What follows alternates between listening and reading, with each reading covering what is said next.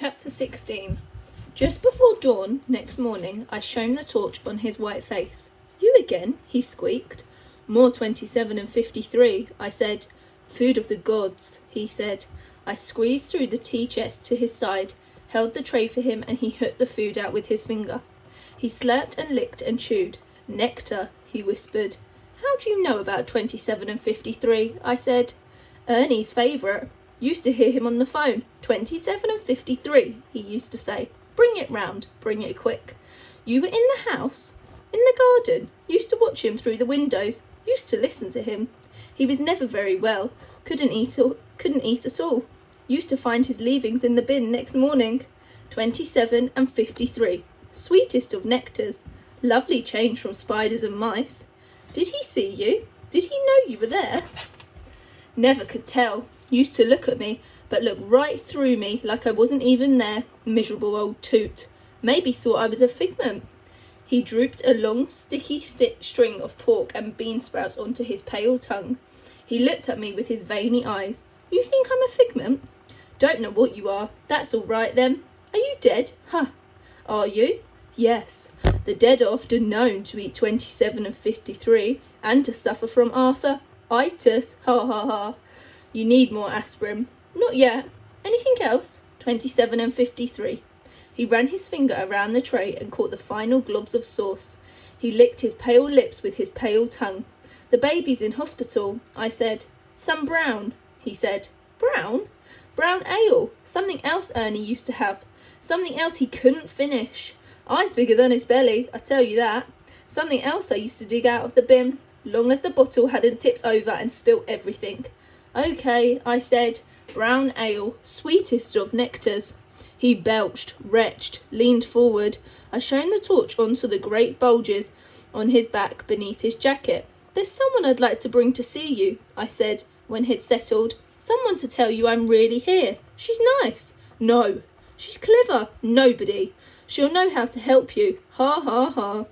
He laughed, but he didn't smile. I didn't know why, but I started to tremble again. He clicked his tongue and his breath rattled and sighed. "I don't know what to do," I said. "The garage is going to bloody collapse. You are ill with bloody arthritis. You don't eat properly. I wake up and think of you, and there's other things I need to think about. The baby's ill and we hope she won't die, but she might, she really might." He tapped his fingers on the garage floor, ran his fingers through the furry balls that lay there. "She's nice," I told him. "She'll tell nobody else. She's clever. She'll know how to help you. I promise." He shook his head. "Damn kids," he said. "She's called Mina," I said. "Bring the street," he said. "Bring the whole damn town." "Just Mina and me. Kids. What should I call you, eh? What should I tell her you were called? Nobody? Mr. Nobody? Mr. Bones? And Mr. Had Enough? And, actually, Mr. Arthur-itis. Now get out and leave me alone." "Okay," I said. I stood up and started to back out between the tea chests. I hesitated. "Will you think about the baby?" I said. "Eh? Will you think about her in hospital? Will you think about her getting better?" He clicked his tongue. "Please," I said. "Yes. Blinking yes." I moved towards the door. "Yes," I heard him say again. "Yes, yes, I will." Outside, night had almost given way to day. The blackbird was on the garage roof, belting out its song. Black and pink and blue were mingling in the sky. I picked the cobwebs and blue bottles off myself. I heard the hooting as I turned back towards the house. Hoot, hoot, hoot, hoot. I looked into the sky over the gardens and saw the owls heading homeward on great silent wings. I put my hands together and blew into the gap between my thumbs. Hoot, hoot, hoot, hoot. Then I seemed to see a face, round and pale, inside the darkness of an upstairs window in Mina's house. I put my hands together again. Hoot, hoot, hoot, hoot. Something answered me. Hoot. Chapter 17. At lunchtime, I went to her front garden. She was sitting there on the lawn, on a spread-out blanket beneath the tree. She had her books, her pencils, her paints, scattered all around her. I was off school again. All morning I'd been cleaning the wilderness again. Dad had been working in the front room, painting, stripping the walls, getting ready to hang the wallpaper. "The mystery man," she said. "Hello again." She had a book open at a skeleton of a bird. She'd been copying this into her sketchbook. You were doing science, I said. She laughed. See how school shatters you, she said. I'm drawing, painting, reading, looking. I'm feeling the sun and the air on my skin. I'm listening to the blackbird's song. I'm opening my mind. Ha! School. She picked up a book of poems from her blanket. Listen, she said. She sat up straight, coughed to clear her throat, held the open book before her. To go to school in a summer morn. Oh, it drives all joy away. Under a cruel eye outworn, this little one spent the day in sighing and dismay. She closed the book. William Blake again? You've heard of William Blake? No.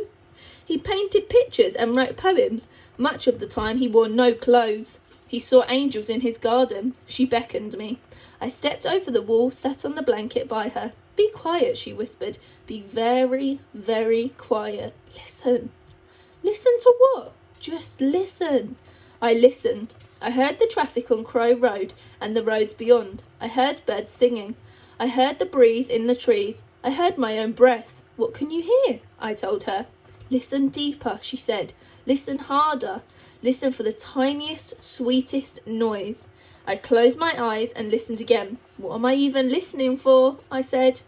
It comes from above you, from inside the tree. Inside the tree? Just do it, Michael. I tried to concentrate on the tree, on the branches and leaves, on the tiny shoots that grew out from the branches. I heard the shoots and leaves moving in the breeze. It comes from the nest, she said. Just listen. I listened, and at last I heard it. A tiny squeaking sound, far off, like it was coming from another world. I caught my breath. Yes, I whispered. The chicks, she said. Once I'd found it and knew what it was and where it was, I could hear it along with all the other stronger noises. I could open my eyes. I could look at Mina. Then I could close my eyes again and hear the blackbird chicks cheeping in the nest. I could imagine from there, packed close together in the nest. Their bones are more delicate than ours, she said. I opened my eyes. She was copying the skeleton again. Their bones are almost hollow. Did you know that? Yes, I think so. She picked up a bone that was lying beside her books. This is from a pigeon, we believe, she said. She snapped the bone and it splintered. She showed me that it wasn't solid inside, but was a mesh of needle-thin, bony struts. The presence of air cavitates within the bone is known as, she said. Feel it. I rested the bone on my palm. I looked at the spaces inside and felt the splinters. This too is the result of evolution, she said. The bone is light but strong. It is adapted so that the bird can fly. Over millions of years, the bird has developed. This is what enables it to fly. As you know from the skeleton drawing you did the other day, we have not. She looked at me. You understand? You've covered this at school. I think so. She watched me. One day I'll tell you about what it's being called. What? How's the baby today? You don't understand what I'm talking about. Let's talk about something different. Anyway, we'll see her this afternoon, but I think she'll be okay. Good. She put her hands together, blew between her thumbs and made the owl sound. Brilliant, she said. Just brilliant. I made the hooting noise last night, I said. Just after dawn, very early in the morning. Did you? Were you looking out then? Did you make the hooting sound? I can't be certain. Can't?